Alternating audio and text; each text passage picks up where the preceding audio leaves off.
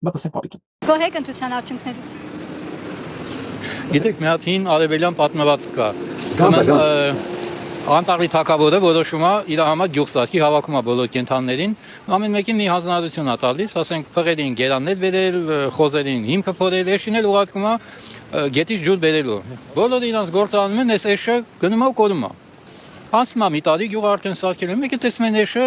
վերում բերանին գալիս է։ Կանչում են ասում են, ես ուր էիր, թագավորի մոտ են, արժույթի մոտ են կանչում, ես ասում եմ, գնացի ջուր վերցնեի, մեկը տեսա, որ